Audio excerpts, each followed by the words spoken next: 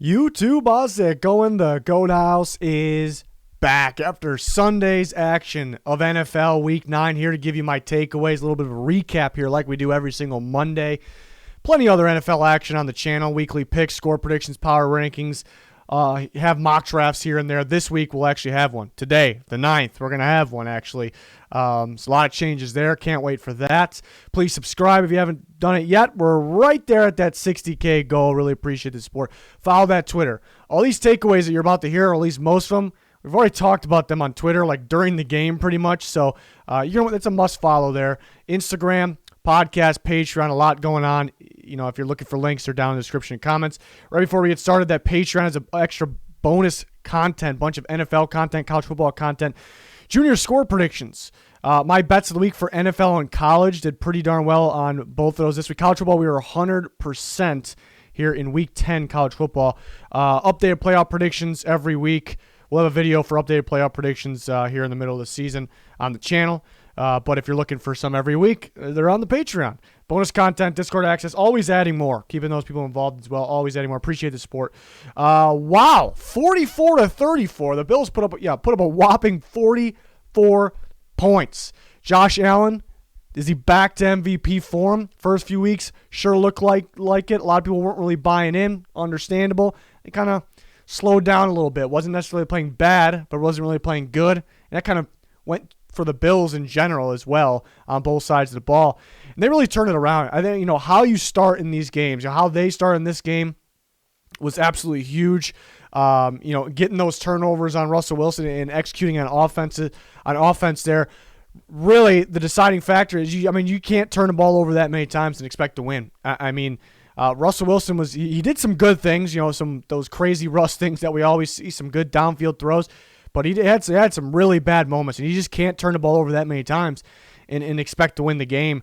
And there was a second where it felt like they were going to get back in it. Not really with this final score. It felt like the Bills beat them up a little more in this, but there was a time in there where it felt like the Seahawks had a shot to get back in the game. And then and the Bills went down there, got a field goal, I believe, with Gabriel Davis. Actually, I thought might have scored on that. No challenge or review, but it was close anyways. Field goal, and then it felt like Seahawks still had a shot.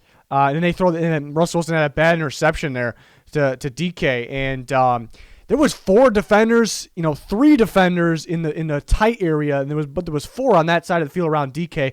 So you see how good DK is in 2 ways here. The defense is very much worried about him, and then it was kind of one of those moments that what I felt like is, for Russell Wilson, like, we need points real fast. Where the hell's DK? Where's DK? I'm going to force one into him. So, and that was a big mistake, big time interception by Tre'Davious White. But yeah, it shows how much of a monster DK Metcalf is, what kind of season he's having.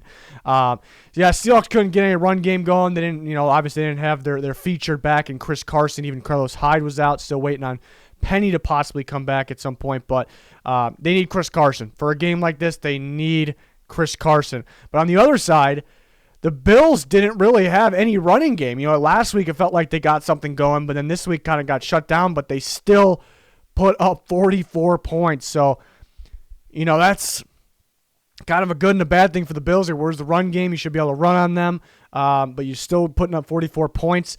Has to do with the success of the passing game, Josh Allen, but then the defense creating turnovers as well.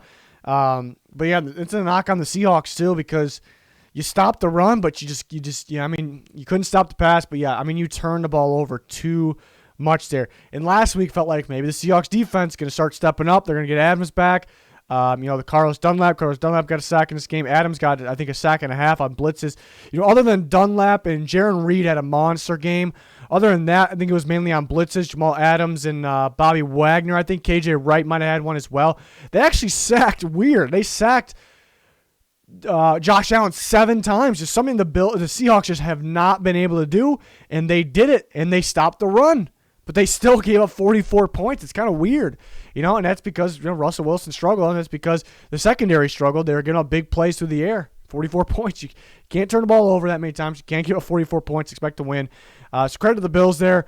The Bills were getting the turnovers. They were getting those turnovers, and those were big plays, and that was huge for their defense. Same time they did score 34, all those dominant moments that for them in the passing game and those turnovers they got, and they still had. There was a time, they got pretty comfortable. They were comfortable, and it kind of got a little sketchy. Then it got comfortable again. But there was a time in the middle there where it felt like the Seahawks could come back. They could come back and win this game. So the Bills, with that much going their way, they got to fin. They got it, and they did. They did. So we can't get on them too much, but don't scare me like that. Don't scare me, like that. Or anybody. They got to take control, and I suppose they did there. But a lot of things did go their way there. But that was a big time game for them. Josh Allen.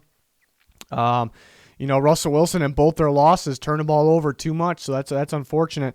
Can't happen, but they got a big game against the Rams this week. They're going to need Chris Carson back for that game, in my opinion. So we're going to see. That should be a great game, though. Next, this game wasn't as close as the score shows. Even though the Broncos actually had a shot, they got the ball back with not too much time. It was, but it really wasn't close. It was a miserable attempt there, for them. Ended on a penalty, which I think they fumbled on anyways. Falcons got the ball. The Falcons dominated this game. Just such a slow start for the Broncos on both sides of the ball. But even though it may look, if you watch this game, most people will say the defense couldn't stop them. That deep ball was deadly. They couldn't stop them. It's, basically it was just Justin Simmons back there covering the entire field himself, which is impossible. And the Falcons were dominated at deep ball. And it would be right. That's what happened. And you'd be right to kind of get on the defense a bit, but their offense was just, you got to have more than that. They couldn't get the run game going. Drew Lock couldn't get anything going early, and they were fresh off a dominant second-half performance against the Chargers, and they got momentum. You think that, they figured something out here. With this comeback, they figured something out, so that's why I picked them going in this game, and that just did not exist early in this game. So the offense was actually more of the killer than the defense, even though it was pretty much both. Again, they were just getting beat one-on-one. They had, center fielder Justin Simmons. They were relying on him too much to cover the entire damn field. Is ridiculous. So too much responsibility there. They were missing some tackles throughout that game too, which I think was unlike them for the Broncos, Vic Fangio's defense. But yeah, the deep ball was deadly. It's weird. I look at the stats and I'm not. Yeah, I always say it. I'm not going to base things off stats ever. You guys know that. But I was surprised to not see Matt Ryan have more yards. Based on what I saw in this game, I would have predicted that he was probably close to 400, but upper 200. But yeah, he had a great game. And I guess those shots were just so deadly. They were coming here and there. And that's what kind of made up this game here. Zacchaeus had a big game. They were airing out there without Ridley, and they're still airing a ball out downfield. So, those deep shots were kind of the name of the game. But on the defense side, the Falcons' defense has been picking up the last few weeks. Surprisingly, you kind of view the Falcons as maybe one of the worst defensive football, like kind of going into a few weeks ago. What was it, week 4 or 5? Spitballing here, ballparking it here. But they've really picked it up since then. They really picked up. The run defense was dominant in this game. The linebackers, Grady Jarrett, of course, like always. Phillip Lindsay really got things going against the Chargers. He couldn't get anything going in this game. So credit to the Falcons' run-stopping abilities there on their defense. That was big time. The deep ball on offense was huge for them. The Broncos made their way back. It's typical Falcons and it's typical Broncos. Looking at last week, I expected them to carry that momentum over, but it's just a second-half thing, I guess. Jerry Jeudy got going, taking more shots. Jerry Jeudy went when you're down big, so I don't really like that either. But surprising, the Falcons, getting a little bit of a win streak going here. Surprising, and I think maybe some of the fans kind of wanted to be in tank mode after that. So, and then now they do this. So I don't know. Another one, just like the last one, where the score doesn't really show how this game went. Really, the Titans just completely outplayed the Bears. The game really wasn't close. It was close early, actually. Early was. What was it? 3 and out, failed 4 and out for the Bears, 3 and out, and the Titans, get some points up on the board and, some more 3 and outs, and then game's pretty much out of reach. The Bears start to finally get some offense going. So it was a very boring game for quite some time. It's a lot of 3 and outs, more poor play calling by Nagy. They had a 4th down early, which they end up converting on some more 4th downs after that. He kind of went basic after that, which was good. I think he just thinks too much. Some sort of misdirection counter play on the first 4th down, which took so much time. It's a long developing run, which really there shouldn't be. I don't like those plays at any point. 1st down, whatever it is, and you got to wait till 4th down to do it. And the Titans are almost historically bad on 3rd downs defensively. And the Bears just couldn't do anything on third down. So, every week I'm noticing more and more that they need a lot. I know they have injuries in the offensive line, so the offensive line will get better with those guys getting back. They still need offensive line help, and Bears fans been preaching that. We know they need a quarterback. They tried out Trubisky once again this year. It didn't work out. Nick Foles coming in, it's not working. There looks like a lot of confusion with him and the player, him between Nagy. It's like a three-way battle. Like nobody's on the same page a lot of the times. It's obvious they need a quarterback of the future. Even if Foles was somehow playing better than what he is, like they would still need that. The running game, the offensive line doesn't help. There's a lot of teams like that. There's just no big play, explosive plays in the running game. You almost feel like a speedy guy would be better, and they have that with Tariq Cohen, but he's not like an every down back type of guy. So they need more of a takeover, impact, big play guy at the running back position as well, in my opinion. It's not the biggest need, but you can definitely get better there. Montgomery getting hurt in this game. He had to fumble as well. He's a strong dude, but is he today's number one back? He can be, but you can get much better there. Receivers, kind of been talking about this last couple weeks. They got a bunch of receivers that only can. It feels like they're good. Allen Robinson's great. Miller has his playmaking moments. Mooney, I liked Mooney in the draft. I still like him, but it feels like they got a bunch of receivers that just beat man coverage, which, you can pick a guy off the street. I'm a little dramatic, but you can pick a guy off the street and he can beat man coverage almost. So they got to find some guys that can deal with zone. Allen Robinson's great, so don't get me wrong there. But they got a lot of needs on offense, and I think including a new play caller, and it shows. It's kind of been showing, but it really shows in a game like this because the Titans defense has been struggling. It's a defense that I've kind of talked about. It's going to get better. It's better than what it's looked. So maybe they got a little better in this game. Desmond King, showed up. A short week. It was a good trade. Jeffrey Simmons is an absolute monster. They started finally. I've been calling for this, especially during the week, blitzing Rashaan Evans, Jayon Brown. So that's fantastic for the Titans. But yeah, the Bears got to be better. Historically bad up to this point for the Titans. Third down defense, the Bears couldn't get anything going. So this is kind of we've kind of already got that wake-up call, but it's kind of even showing more now. Defensively, they did enough. The Titans were getting shut down. Surprisingly, you thought Derrick Henry was going to have a pretty good game. They pretty much stopped Derrick Henry. There was just some big plays here and there. A beautiful ball from Ryan Tannehill to A.J. Brown. He dives for the touchdown. Johnny Smith. There was just some big chunk plays, and other than that, the Bears did their job. The defense did their job there. So it's really on the offense there. For them. Really for the Titans, Tannehill had a couple good throws, but A.J. Brown would kind of carry the load there for them. You see how dangerous he is, coming from the slot. It was a beautiful play on his touchdown because, the Bears are pretty strong at outside corner. Buster Skrine, he's okay slot corner. A.J. Brown plays in the slot a lot. Let's put him in the slot. Let's give him a wheel route. Happened to be man coverage. Easy, it was good coverage, too. It was just, A.J. Brown just a better player in that situation, and because he's a great player, Ryan Tannehill had a great ball. So it's a good play call. A lot of this game, when they were going 3 and out, I felt like the Titans were – I wasn't through. I like Arthur Smith. I wasn't through with their play calling, though. A lot of second and long runs, which is kind of unlike them. I could be wrong. They got a big game coming up on Thursday. Huge game. Game of the year for them so far against the division rival Colts, teams that are battling for the division.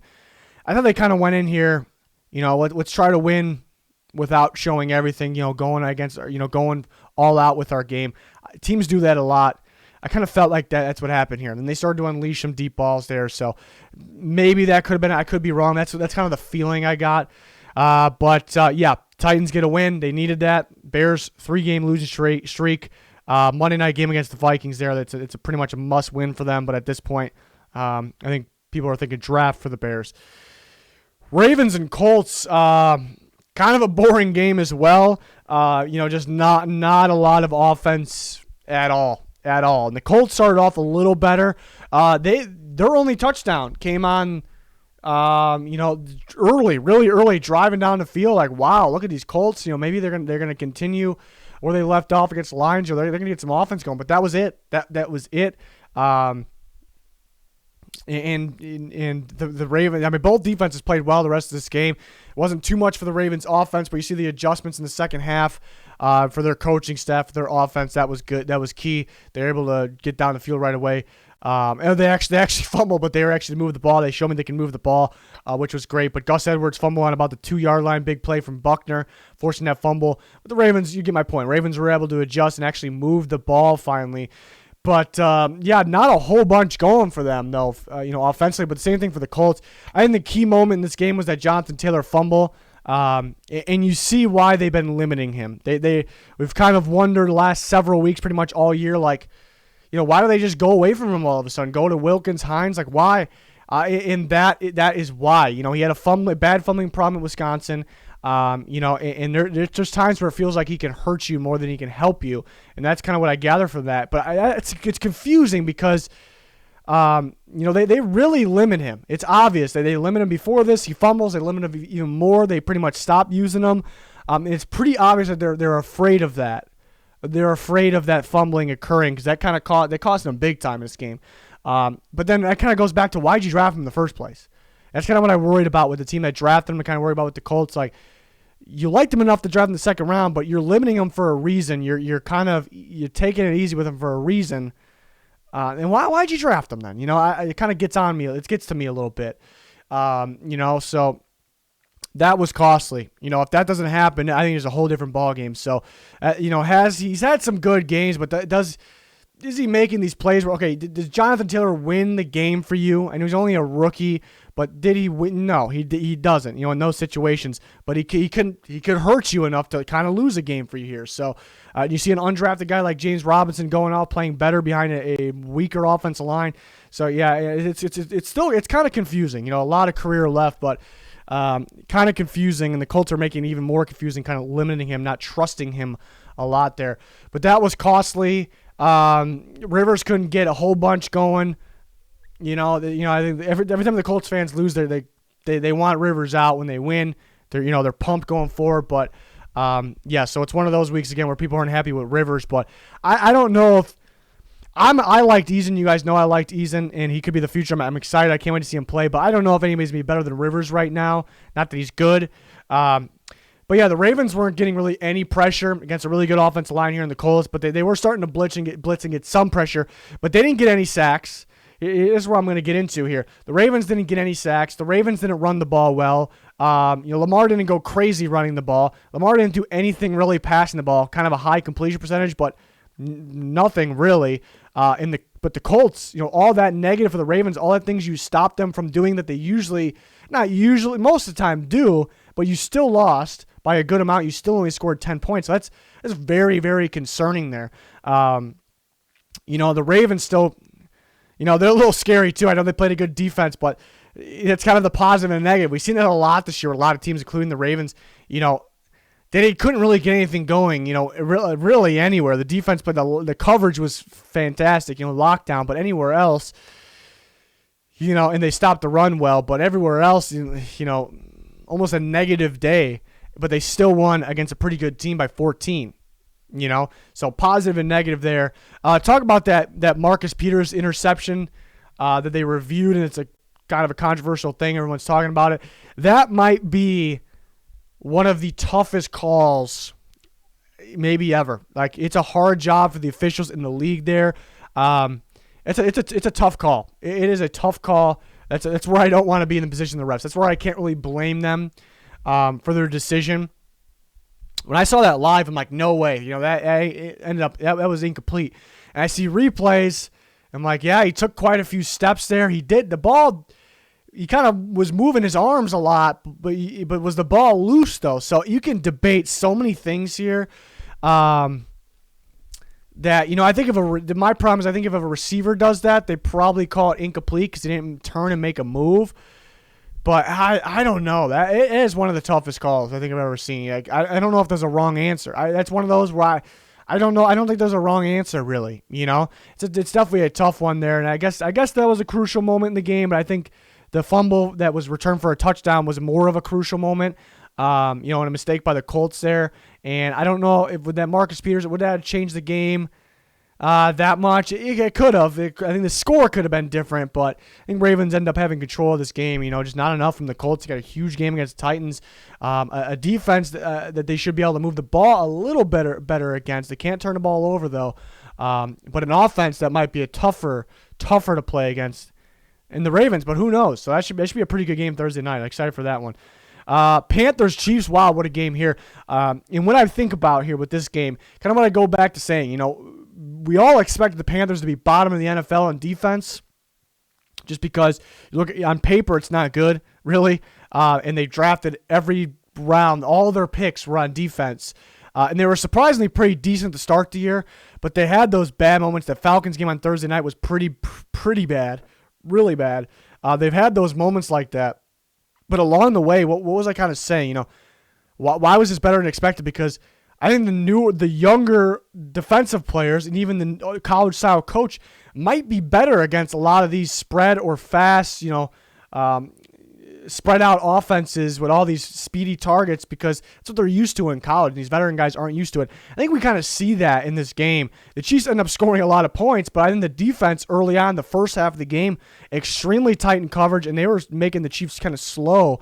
Is because they have the fast young defense to kind of keep up with them. And the Chiefs are just that good where they figure out ways around it. They got the best player in football. They got the best targets, the best coaching staff. So they figure out ways how to beat it. And they were kind of getting scheming guys open rather than speeding guys open against a speedy defense. So that was the difference there. This is the Chiefs being really good, figuring out a way. Patrick Mahomes, people were telling me I'm crazy thinking Patrick Mahomes is better than Russell Wilson. I ain't so crazy here. So Patrick and Russell Wilson's damn good, but Patrick Mahomes, when he needs to take that step up and he needs to take control and take that next step, to control the game and win the game here, he goes ahead and does it. Impressive game. The Panthers confused me once again because last week against the Falcons, it was just so underwhelming. Like no shots downfield, no urgency, nothing against the Falcons. Last Thursday, nothing. It felt like they didn't even try. Almost like it was weird. And now here they go against a very good and much better than the Falcons team, and the Chiefs on both sides of the ball much better than the Falcons. And there's the Panthers we've been seeing this year. So that confuses me quite a bit.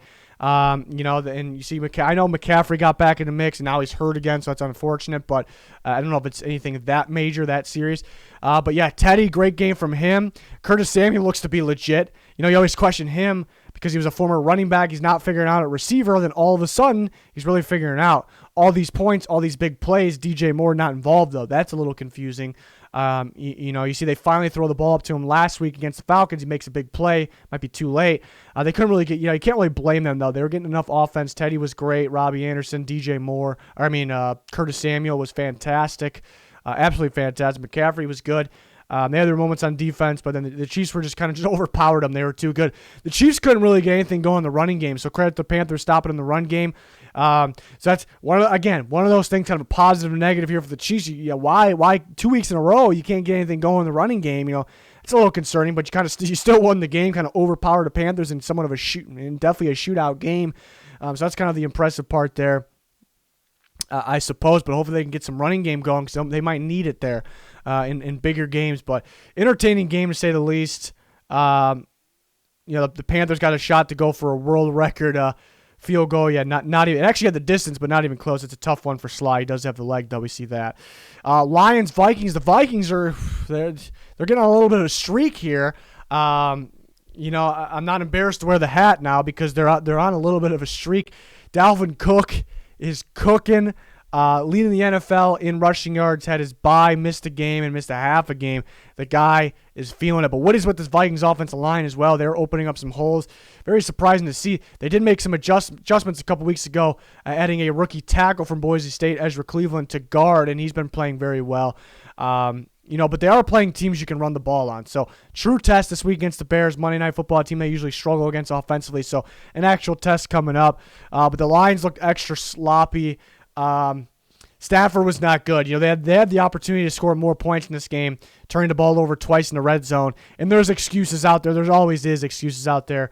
I think it's definitely time to start looking for, the future quarterback. Stafford's still got an arm. He can still play. To me, he's got to be pretty much flawless. A guy like that really can't move around. Like I said, that's kind of my knock on Cousins as well. For the Vikings, even though he had a pretty darn good game, wasn't asked to do a whole bunch, but really started off really strong. Some deep balls downfield, very, very consistent, very accurate, very completing everything. But that's kind of my knock on these guys. Today's NFL it's just changed so much. You need a quarterback that can move. You need a quarterback. I don't need a quarterback to run for 50, 100 yards, downfield like Kyler Murray. I don't need that. Lamar Jackson. You just need to be able to move, escape the pressure, move outside the pocket, throw on the run, be able to throw on the run. And I don't mean like jogging on the run. You need that type of quarterback. And if they can't do that, they got to be almost damn perfect. And a guy like Stafford, and I know he didn't. There's excuses like he didn't practice this week, and it's an excuse. I'm not saying it's not, but it's it's not valid. But I'm saying I'm not saying it's not valid.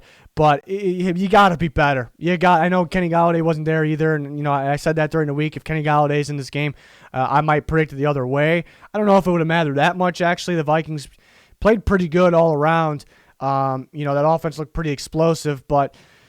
Yeah, I think it's time to start. I don't think Patricia's going to be back. I don't know if Quinn's going to be back either after this year. I don't think it's going to happen, especially for Patricia. I mean, Cook's 70-yard touchdown run, the Lions had 10 guys in the field. I think that's happened a few times this year on big plays. Just can't happen. Can't happen. Angles are poor. Not enough speed. Tackling's not great. No Trey Flowers, not enough pressure. Against the Vikings, you got to get pressure. They were getting the ball pretty quick, though, and they were running mainly, so I guess it was a tougher task. But, yeah, it's not a great game for Stafford. Chase Daniel had to come into the game, and he threw a pick as well.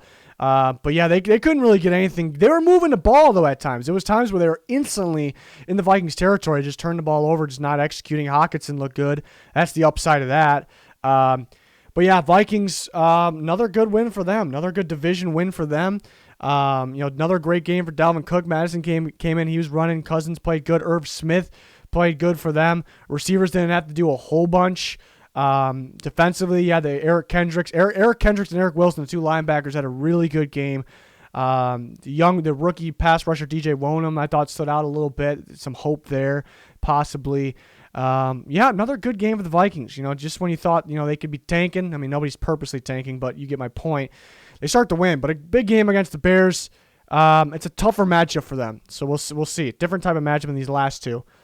Next game, Giants Washington. I predicted 23-20, but I predicted Washington 23-20, so that didn't work out. But we had the score right. Similar to last time. Not really how the game went specifically, but last time these two teams played. But in terms of, I think Washington could have won the game both times. Washington could be 2-0 against the Giants, but that's football. They're not. Maybe they should be. But they're not at the end of the day. And I was looking before this week. I was looking over NFC East remaining schedule, and I'm thinking this is wide open still. Any of these teams could actually win with 6-7 wins. Believe it or not, that's realistic. I'm looking at Washington. Expect them to win this game. Looking at their remaining schedule compared to the Giants, Eagles, their remaining schedule, Cowboys as well. Washington's in prime spot. They're in a prime position, actually. But they have to win this Giants game, and they couldn't do it. I know Kyle Allen got hurt. They weren't really getting that's actually unfair to say. They were actually getting some things going early. I think what happened early in this game kind of decided the game, I think. Antonio Gibson on a huge gain, fumbles the ball. It's a huge gain for him. Fumbles the ball, bad fumble. And the Washington looks like they're going to fall on it, coughs up. Washington looks like they're going to fall out again, coughs up, then it's a battle. Everyone looks like they're going to fall on it, keeps coughing up, gets further downfield. The Giants end up with the ball. That is the turning point in this game, in my opinion. They also muff a punt that results in. So the Giants got 2 scores on fumbles there back-to-back, and that decided the game. If those things don't happen, it's part of football. Giants made big plays, but Washington probably can win this game. Kyle Allen does get hurt, a gruesome injury. Hate to see it. Hopefully he's going to be okay, but he's definitely going to miss the season, so that's unfortunate. But from there on, really good defensive game. But yeah, Washington just couldn't get, rough game for Alex Smith and rough game and he threw for some yards, but too many interceptions, bad ones. They had somehow they kept getting shots to win the game. He did kind of get them back in the game, so give him credit there. But they have shots to win the game, and they kind of blow it. They can just similar to what we've seen from Washington. Antonio Gibson after the fumble. Couldn't get anything going, so that's unfortunate. It's really Terry McLaurin, who's an absolute beast. Could very well be a top 10 receiver in this league. It's tough company, tough task, but very well could be. Really carrying this team, and the defense getting pressure. A number of guys getting some pressure, getting some sacks. Yeah, it's tough for the Giants to let them back in the game. They were too worried about Daniel Jones turning the ball over. They got pretty conservative, and it's kind of understandable why they did that, because who's that quarterback? That kind of brings up the debate, though. Do they believe he'll be their quarterback next year? Some people think, he definitely needs more of a shot. They'll give him more of a shot, and some people, like me, yeah, he can be better. Yeah, he can limit it, but is this really the answer? I don't think so. He's shown us enough, in my opinion. I think the coaching staff doesn't really believe in him that much, and I think the front office does. So I think that's the problem. It kind of shows in a game like this, even though they won the game. The defense coming up clutch. Pretty wild game, typical NFC East game. A lot of sloppy play. Washington definitely needs more offensively. I know they got injuries at quarterback. I would like Haskins to come back in, obviously, just to see him more, but they definitely need more. Terry McLaurin carrying too much there. But yeah, sloppy game. Giants, there's a couple other games they probably should have won. The Eagles game, maybe the Bucs game, and they could be in the driver's seat, but they definitely still have a shot. But oddly, they have a tough schedule this year. They played a good chunk of that already, but we'll see. Texans and Jags. Texans win 27-25. Is this a game I have a whole bunch on? Early in the game, Jake Luton throws a bomb for a touchdown on one of the first plays of the game, but it's something that we've rarely seen from Gardner Minshew. You got to play small ball with Gardner Minshew because he's not the best downfield. In a couple plays in, you see this late round rookie he does it. He's hitting Chark. Chark's fantastic. Sleeper receiver, underrated receiver. He's fantastic. Hitting him downfield all game. Great to see. So, Luton's a pretty decent quarterback. Is he the answer? No, because you want to find the best possible quarterback you can find. Jaguars might be in the driver's seat to do so. But a good game for them. James Robinson's been fantastic. I talked about it on Twitter. He is arguably the best rookie running back. And if you don't think he is, most of us are going to say Clyde Edwards-Helaire still, even though a quiet last 2 weeks. So if you say Clyde Edwards-Helaire is the best, James Robinson's a lock at number 2. He is not even close to being lower than 2. You see that, how much better he is than the other guys. Jonathan Taylor, it's crazy. Et cetera. Multiple running backs there. Fantastic. Hitting the hole hard. More speed than what we saw at Illinois State. It's been fantastic. It's been fantastic for them. He's really good game for him. DJ Chark, I thought Jake Luton played very solid. They had the chance for the 2-point conversion. He was off target. It was a bad throw on that one, but I want to say it's okay because that was a big moment in the game, but it's not a huge deal for him. The Jaguars are probably going to be getting their starting quarterback anyways in the draft. But Texans, I thought the Texans could have done more in this game. I don't know, maybe that's just me. That's kind of I got the feeling. Watson was running well. He was running all over them. He was throwing all over them. The Will Fuller deep shot, Cooks, on the deep shot, on deep balls as well, or just good distance, throws, big plays. I guess I thought. They were running pretty well, mainly Watson, but Johnson was running okay as well. I thought they could have done a little more here. I don't know. I thought they could have done a little more. They made it interesting. Defensive guys that I'm disappointed with. Well, I'm not going to name names, but they're in position sometimes to make plays, I think, and they just don't do it. A lot of up-high tackling, whiffs on tackles. They put themselves in position until it's time to execute. I see that, and I'm not naming guys because I see it all over the place. I know they had some injuries, but man, this team, when you have a guy like Deshaun Watson and you have big play guys, even like Fuller and Cooks, you got a shot. You got a shot to turn things around quickly. Of course, they need a lot though. They could use pretty much everything on defense. Maybe besides inside linebackers, I do like Cunningham and McKinney. J.J. Watt, look out for the future, though. And they've drafted some solid D linemen, but they need almost everything here at this point there. But maybe I'm wrong. I thought they had a little more juice left in them. They didn't have to make this interesting. That's my takeaway. I don't have a whole bunch on that game. That's my takeaway. Raiders-Chargers, pretty crazy game here. 31-26 Raiders. Back-to-back Chargers games where it ends up last play, 1 second, one play to win the game. The Chargers end up on the wrong side both weeks. Who else but the Chargers? Am I right? This time it's kind of the opposite side. Last time on defense, they let the Broncos score 1 second. This time they have the opportunity. I saw that ball hit the ground live, so there was no doubt in my mind right off the bat. I clearly saw that.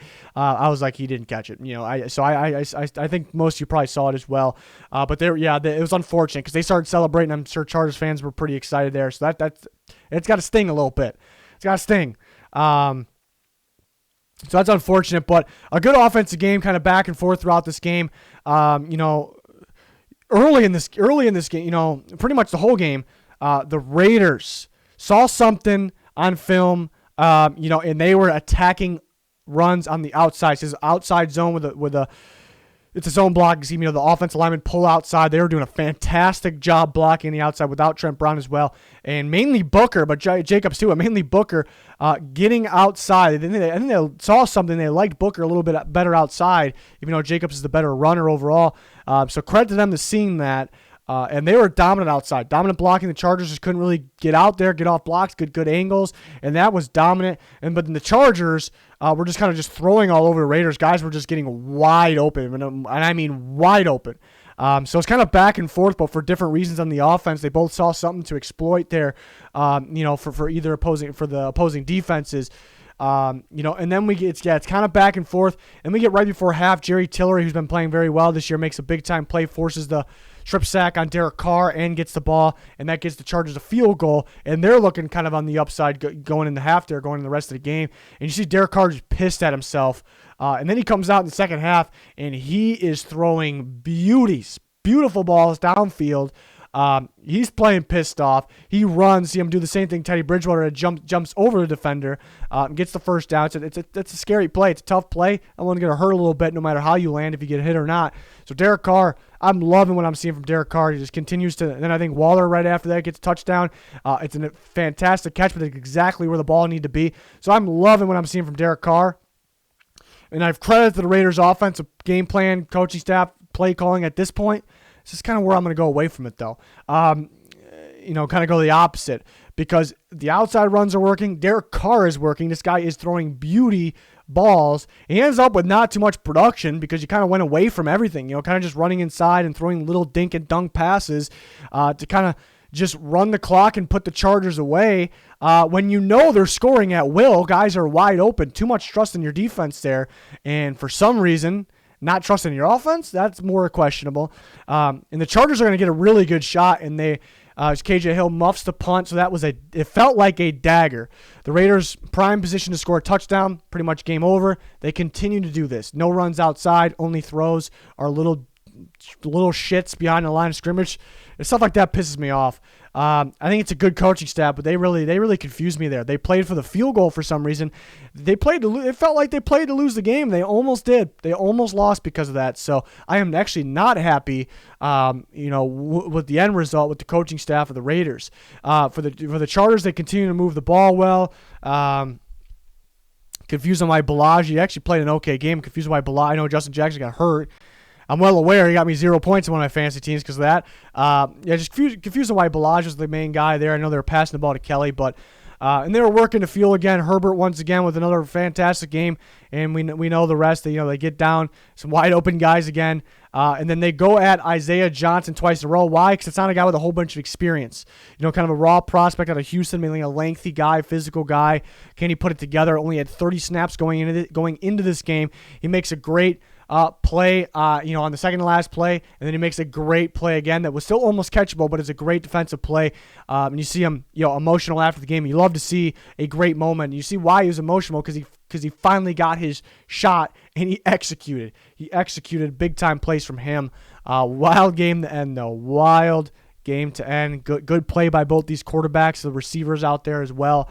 Very entertaining game. But I think, the Raiders staff, offensive staff, Gruden, they kind of tried to blow that there. Concerned with that one. Steelers and Cowboys. Wild game, surprisingly. The Cowboys had control most of the game.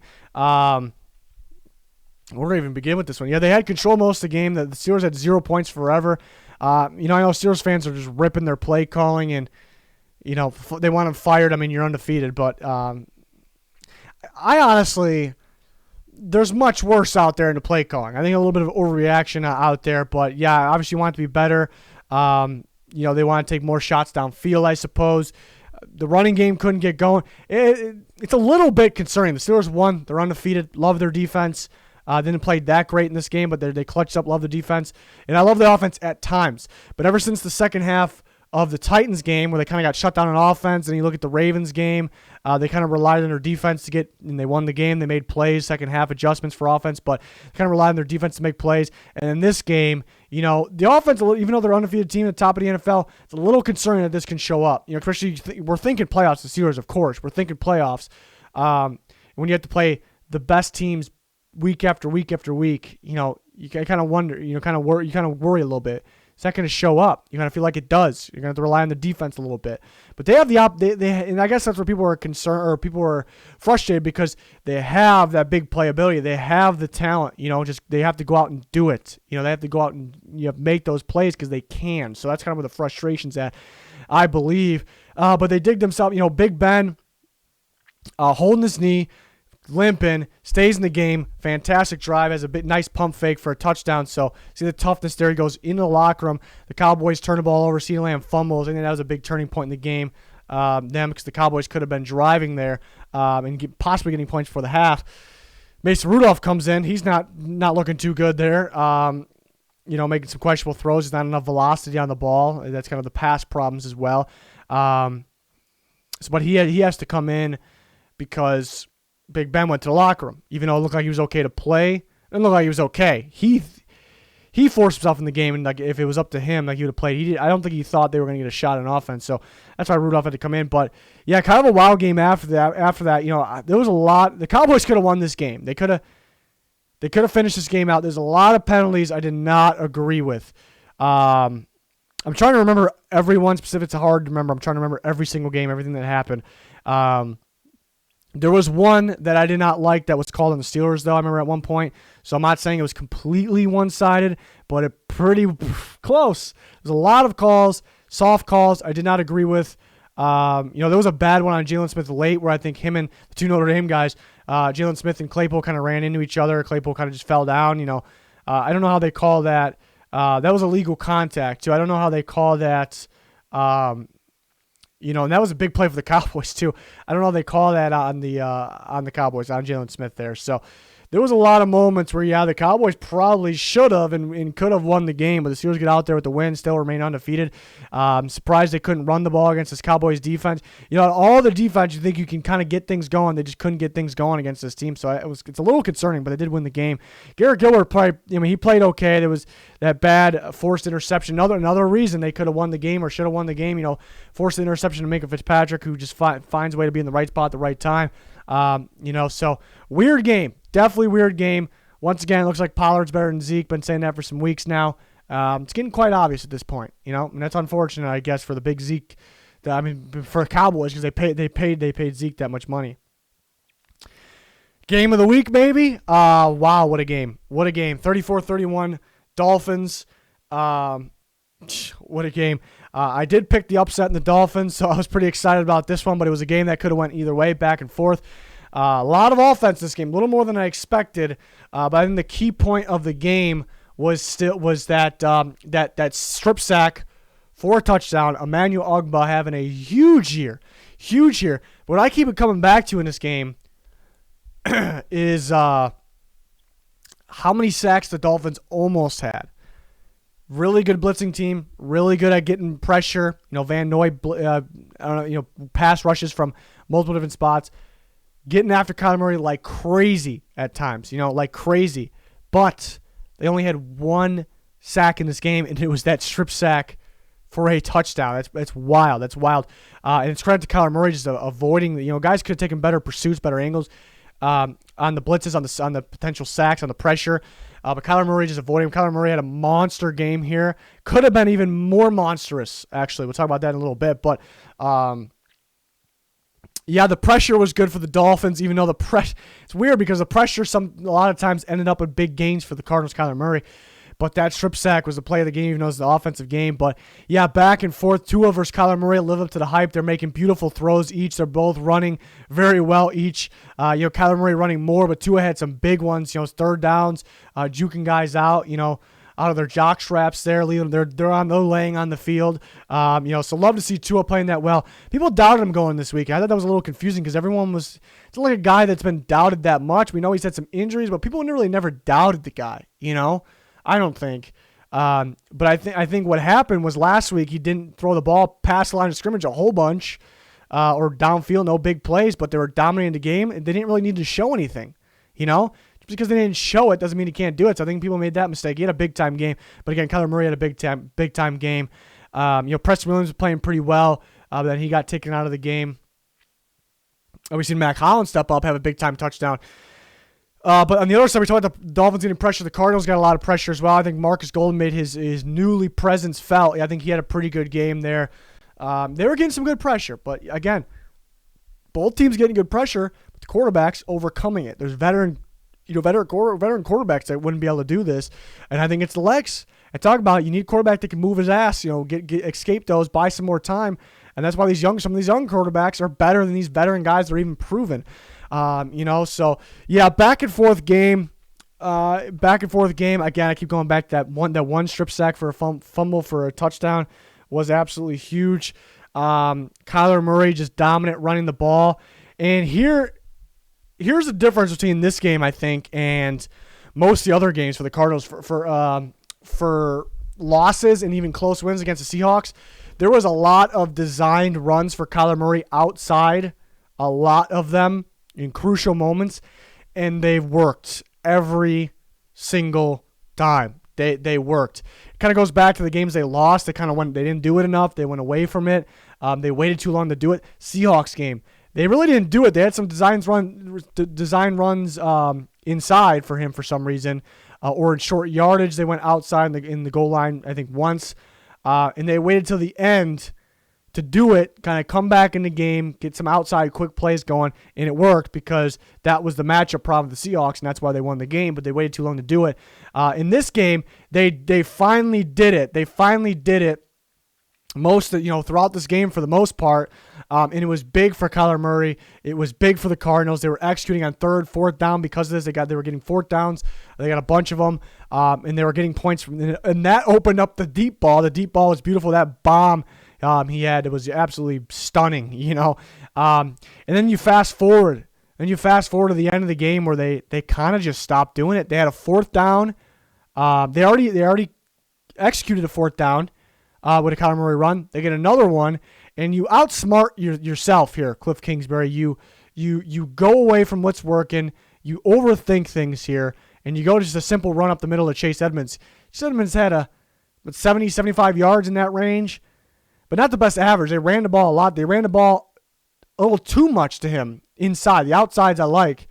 They ran a little too much, and that took away from Kyler Murray runs, which I guess you had plenty of those. You don't want to wear them out, and he had a lot of yards. But you took away from Kyler Murray throws, which he was very, very successful throwing the ball. So I think that's where they went wrong. But they're in fourth down. You outsmart yourself. The Dolphins, easy stop for them. You just can't go away from Kyler Murray. You just can't. You just can't.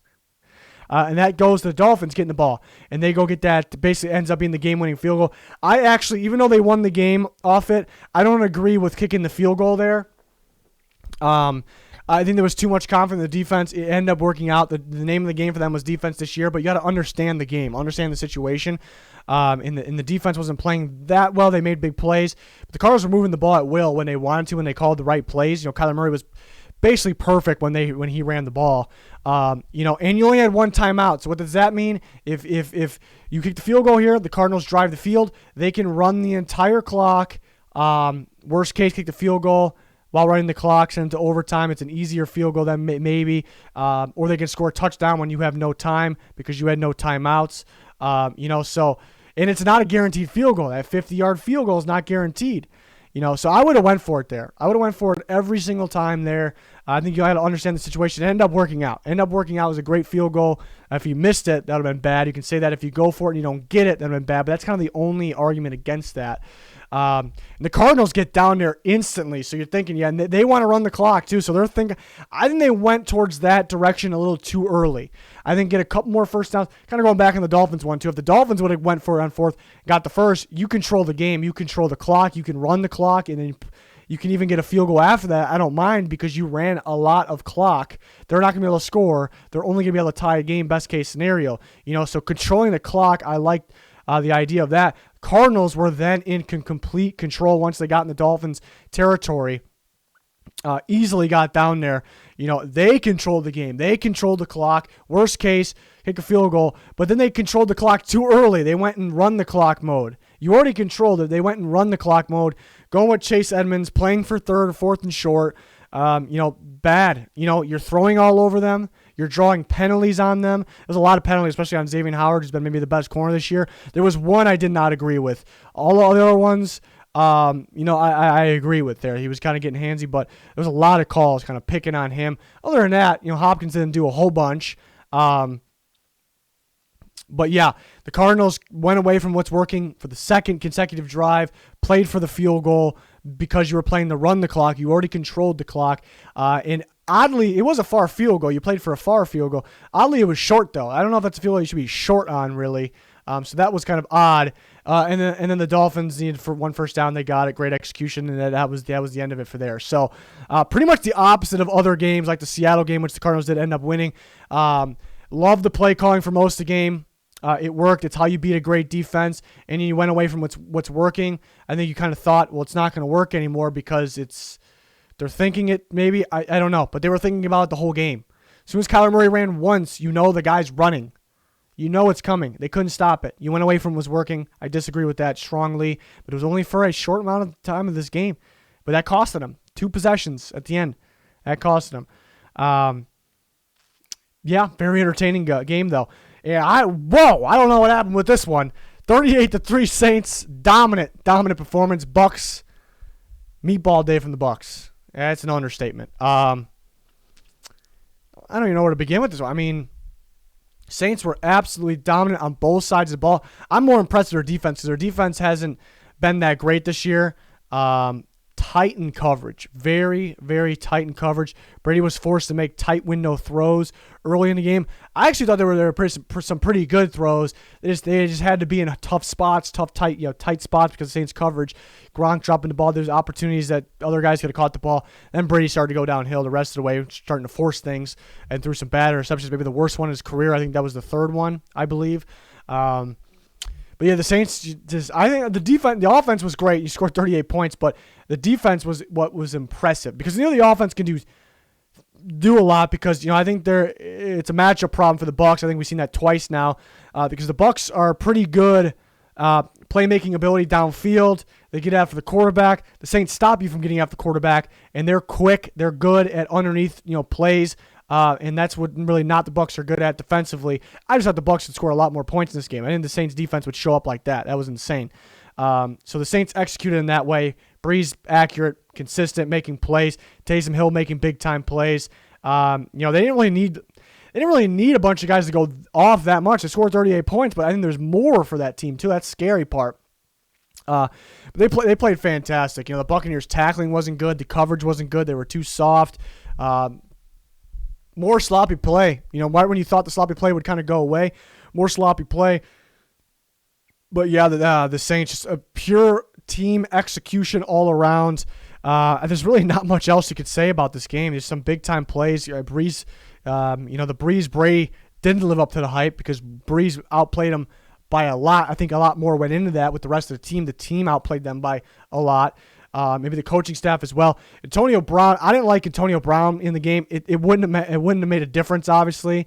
There's a lot of things that just wouldn't have made a difference, but he was running the wrong routes. He didn't know what route to run. You can see that. Anybody can see that. Why is he in the game? You got a lot of receivers on this team, pretty good receivers. Even though they weren't, Gronk and guys weren't helping out Brady that much, but guys that know the route, So confused by that. So I don't think he was ready. But the Saints just continue to dominate, not let up. You love that. I don't know if we've really seen a team performance like that this year, especially in a crucial statement-making game. And that's what they did. They made a statement. They started the year. We got our power rankings every Tuesday. It's tomorrow. Week 1, before anything started, they were number 3. They were the top of the NFC. They kind of fell down. Even in wins, they weren't that impressive, But they're streaking, and they make a statement win all-around team dominant performance I don't know if we've seen that much. I'm sure that it's been here, there, here, and there. This might be the one of the year so far. Such a statement win, such a statement game. So Saints are going to find their way back at the top. But that it's kind of showing that it might be more wide open than we think there. It might be across the NFL there. Well, who's the top team? But yeah, impressive performance. The Bucs scare me because I know how talented this team is. I know they are better than what they've showed us against the Giants and the Saints, but it's back-to-back weeks, especially this game. But now I know that this potentially come out again. We still think they're going to be better come playoff time. I think most of us think that. We'll see. What do I always say? Playoffs is about winning back-to-back-to-back. How many weeks? Getting the Super Bowl weeks, being consistent, playing against the best, being consistent against the best.